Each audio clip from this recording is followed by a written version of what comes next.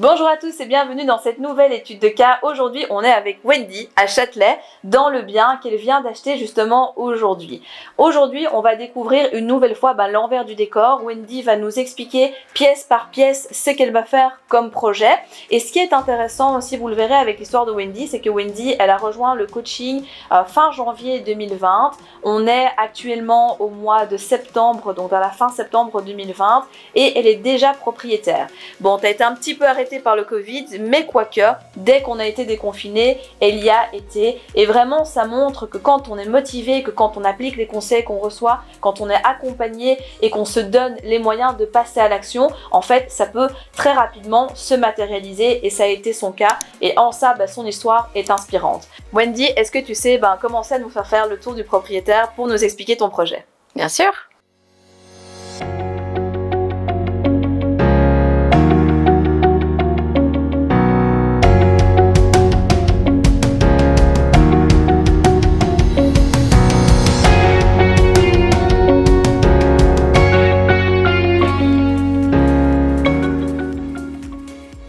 Alors j'ai acheté une maison unifamiliale à Châtelet avec une cour, un étage et un grand grenier aménageable. Je vais en faire une colocation pour 4 personnes. Alors je dois remettre l'électricité en conformité, je dois aménager le grenier en 2 chambres, refaire une cuisine, changer des châssis, réaménager les chambres de l'étage et une salle de bain. Les travaux vont durer 3 mois. Bienvenue dans la maison que je viens d'acheter. Je vais vous faire un petit tour du propriétaire. Ici, ce sera une grande pièce de vie. Sur la première partie, il y aura un kicker. C'est toujours sympa pour les soirées à 4. La cuisine qui est là va partir et cet espace-ci sera l'espace salon. Tout va être repeint, etc. Et on a en dessous de l'escalier un petit débarras pour mettre les vestes, les chaussures. Il y a ici au rez-de-chaussée une première salle de bain. Donc ici globalement je vais garder l'existant, juste rafraîchir un peu les peintures et le petit meuble de vasque, mais voilà, ça ne va pas changer beaucoup ici. Non, et puis c'est pas nécessaire toujours de tout changer, on voit que c'est en bon état et donc c'est des coûts qu'on peut épargner justement en gardant des pièces qui sont bien à l'origine. Alors la pièce suivante, ici à l'origine elle était utilisée comme une chambre, ça va devenir la future cuisine. La paroi qui est ici va tomber et tout l'espace qui est ici va être utilisé du coup comme cuisine pour la colocation. Donc ceci, ça va devenir une cuisine qui sera ouverte en fait. Voilà, tout à fait. Et la cuisine sera dans le coin où tu te trouves, avec la table et les chaises de l'autre côté. Tout à fait. Est-ce que tu sais expliquer aux personnes qui nous regardent pourquoi est-ce que tu as décidé de mettre la cuisine ici et pas de la laisser dans le salon?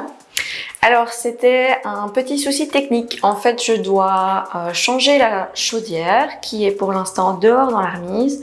Ça me fait beaucoup de déperdition calorifique.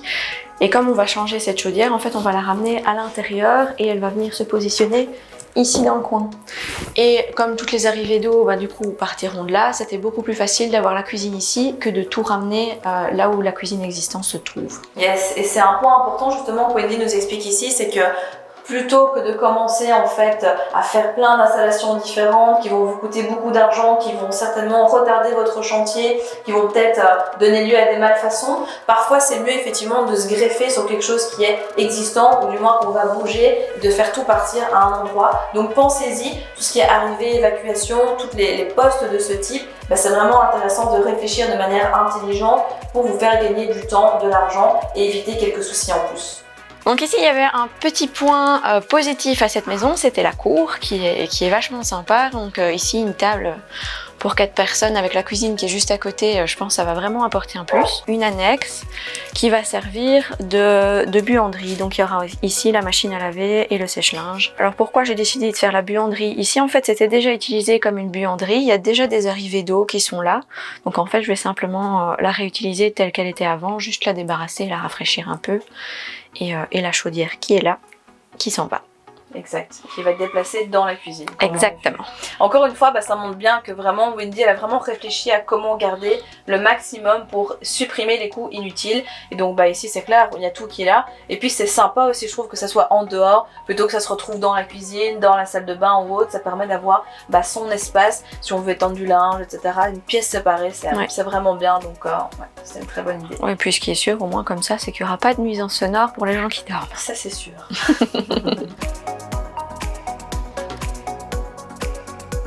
J'ai eu un financement à 100% avec un différé de 2 ans et un taux de 1,51 sur 25 ans. Chez Argenta. Alors en fait j'avais commencé à chercher des maisons juste avant le confinement.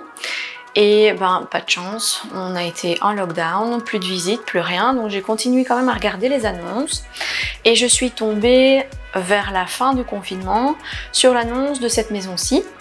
Alors j'avais de la chance parce que il y avait les plans qui étaient fournis et il y avait une visite virtuelle.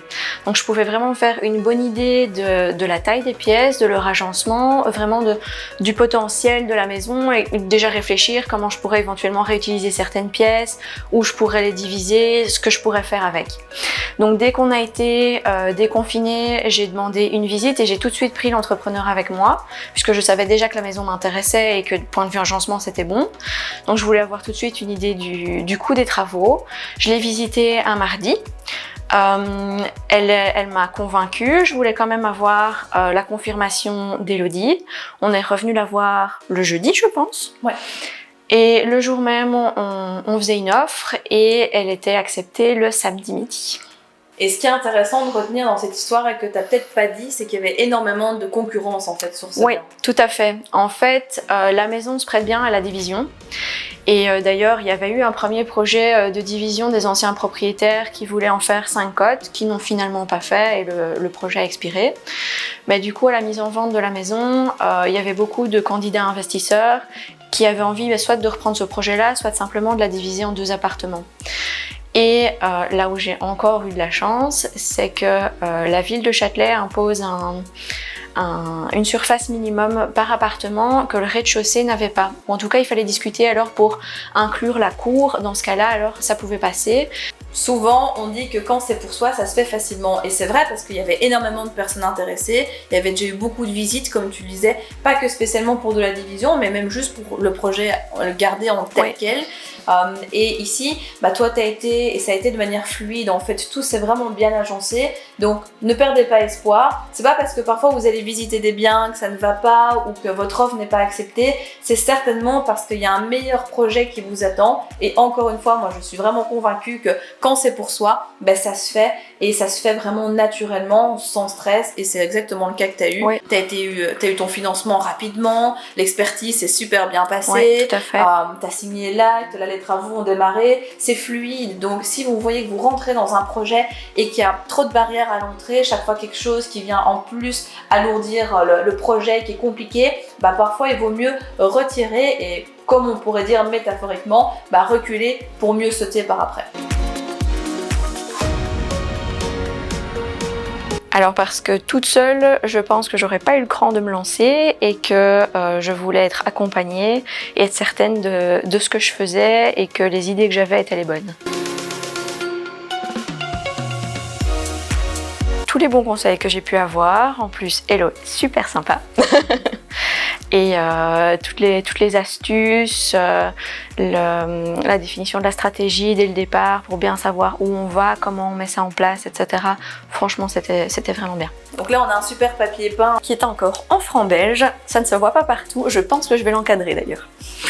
Sinon, ici, on est dans la plus grande chambre de la colocation. Une fois qu'elle sera refermée, elle fera 22 mètres carrés. Elle donne sur la rue, elle est plutôt lumineuse, donc ce sera un espace chambre avec un bureau.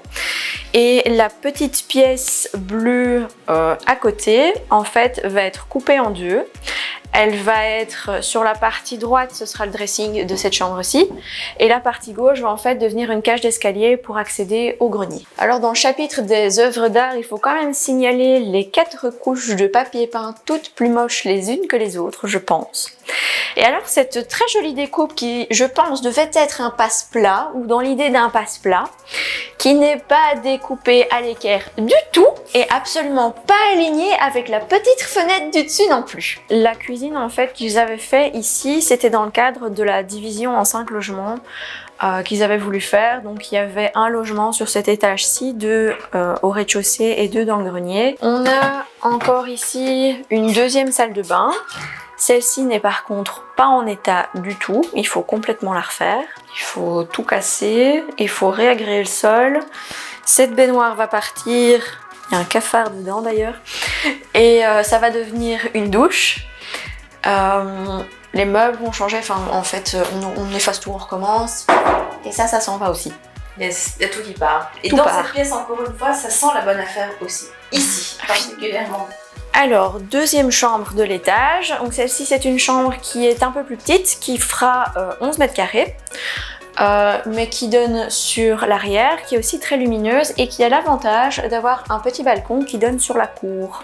Donc en fait, cette chambre-ci, elle est juste au-dessus de la pièce qui va devenir la cuisine qu'on a vue précédemment. Donc comme on l'a dit, la nouvelle chaudière sera en bas. Et du coup, c'est facile pour monter le chauffage dans cette chambre-ci. Donc le chauffage va changer. On va aussi changer les châssis qui sont pour l'instant des simples vitrages alu qui vont devenir des doubles vitrages PVC. Et surtout, cette porte avec son système de sécurité très particulier va aussi être changée. Et dans cette chambre-ci, à la base, c'est vrai que c'était posé la question, est-ce qu'on la met en location ou pas, parce qu'elle est plus petite que les autres, mais elle fait quand même 11 mètres carrés. Et là, on a récupéré un petit peu de la plus-value, c'est grâce à ce petit balcon que seule cette chambre a. Et donc, parfois, encore une fois, c'est pas, il faut pas juste regarder la taille de la chambre, juste en termes de mètres carrés, mais regarder ses facilités. Elle est juste à côté de la salle de bain, des toilettes, elle a un petit balcon qui donne sur la terrasse. Donc ça c'est sympa au niveau du calme, puis la personne sait aller un petit peu prendre le soleil si elle veut. Tout ça ce sont des petits éléments qui font que mis bout à bout en fait c'est une chambre qui a quand même le mérite d'être intéressante à exploiter et donc ça aurait été dommage finalement de ne pas le faire. À 100%, je pense que si on veut se lancer, il faut vraiment prendre le taureau par les cornes. C'est pas toujours évident quand on est tout seul, on n'est pas forcément au courant de tout. Et avoir un coaching comme ça permet de pas faire d'erreurs et de bien faire les choses dès le départ, de pas se retrouver à faire des pertes par exemple. Ce qu'on veut c'est du cash flow. Donc ici on est dans le grenier qui fait 44 mètres carrés. Donc c'est un beau grenier, il est assez haut de plafond, donc il est parfait pour être aménagé. Il va devenir 2 chambres. Comme vous pouvez le voir, il est un petit peu encombré. J'ai eu un petit souci avec les vendeurs qui devaient normalement le vider et qui ne l'ont pas fait. Du coup, en fait, on s'est arrangé et lorsqu'on était devant le notaire, on a prévu une indemnité qui couvrait du coup les coûts de débarrasser le grenier. Il faut pas se laisser faire non plus et pas se dire « Ah ok, ils m'ont laissé ça, tant pis, j'accepte et je dis rien ». Non, vous avez le droit de réclamer, vous avez le droit de demander une indemnité et donc un arrangement à l'amiable. Donc si jamais ça vous arrive, ne vous laissez pas faire et au moins parlez-en à votre notaire qui vous aidera par rapport à ça. Oui, tout à fait. Ici, je précise aussi qu'il était bien prévu dans le compromis noir sur blanc que le bien serait mis à disposition vide et propre. Mais donc toujours bien le mettre dans le compromis, regardez bien que dans l'acte aussi ça se retrouve, comme ça si jamais il y a quoi que ce soit, on ne peut pas dire ah oui non mais c'était pas prévu et laisser planer un doute quelconque. Donc vraiment mettez plus que nécessaire, c'est toujours mieux. Ouais, et dites-le bien au notaire parce que le notaire va vraiment défendre vos intérêts vis-à-vis de ça au moment de la signature de l'acte.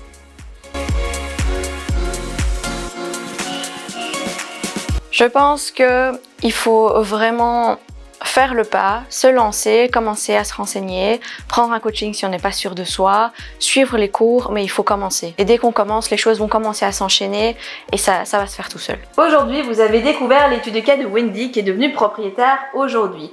Qu'est-ce qu'il faut retenir concrètement de cette étude de cas si on devait la synthétiser? Premièrement, quand c'est pour soi, ça se fait de manière fluide, ça se fait de manière simple. On l'a dit tout à l'heure, c'est vraiment important. Quand il y a trop de signes qui vous montrent que ce bien n'est pas fait pour vous, passez votre chemin. Des biens, il y en a à foison, il y en a pour tout le monde, donc c'est juste une question de temps. Ensuite, deuxième point, c'est que c'est extrêmement important de bien tout noter dans le compromis. On note parfois des différences entre l'offre, les clauses que vous avez mis et des clauses qui ne se retrouvent pas dans le compromis. Extrêmement important, dès que vous remarquez des choses pareilles, surtout demandez une modification, demandez de le compléter parce que on l'a vu avec, disons, les jolies affaires qui t'ont laissé dans le grenier, que si ça n'avait pas été en fait mis dans le compromis et que si c'était pas dans le projet d'acte, ils auraient pu dire écoutez mademoiselle, voilà, les paroles s'envolent, les écrits restent, il n'y a rien dessus, donc tant pis, vous vous débrouillez. Sauf que grâce à ça, grâce au fait qu'elle ait mis cette clause, elle a pu demander une indemnité et donc récupérer de l'argent en plus. Donc on l'a vu, il vaut mieux mettre un petit peu plus qui potentiellement ne vous serviront peut-être pas, mais au cas où, elles sont là pour vous protéger. Et enfin, le dernier point important, c'est que ce qui fait la différence entre quelqu'un qui réussit, quelqu'un qui y arrive vite, ou une autre personne qui stagne un petit peu, se donne pas trop les moyens, c'est vraiment le passage à l'action. Wendy, on l'a vu, elle a rejoint le coaching il n'y a pas très longtemps en fait et ça a été super vite. Ouais. Et elle s'est pas posé 50 000 questions. Elle s'est dit ok, je vais investir, je me fais accompagner, je vais me former, je vais suivre les conseils de quelqu'un et en appliquant la méthode, j'imagine que ça va fonctionner. Et on peut dire que vu le résultat, en tous les cas jusqu'à maintenant, ça s'est très bien passé et ça va continuer encore pour la suite, mais elle a été très vite. Parfois, je vois des personnes qui nous contactent et qui nous disent moi je vais investir depuis 2, 3, 4, parfois 5 ans mais je passe pas à l'action. Donnez-vous les moyens parce que sincèrement ce qui fait la différence entre quelqu'un qui réussit et quelqu'un qui stagne, c'est la personne qui passe à l'action de manière stratégique. Elle a les résultats qu'elle a eu aussi rapidement parce qu'elle a fait le nécessaire. Donc son parcours vous montre aussi que si vous voulez y arriver, vous pouvez. De notre côté, on se retrouve très prochainement pour de nouvelles études de cas. En attendant, dites-nous en commentaire ce que vous avez pensé de l'étude des cas de Wendy. On vous dévoilera les chiffres après les travaux. Les travaux commencent d'ailleurs dans quelques jours. Et surtout, de notre côté, on se retrouve plus tard pour de nouvelles aventures sur la chaîne. En attendant, prenez soin de vous.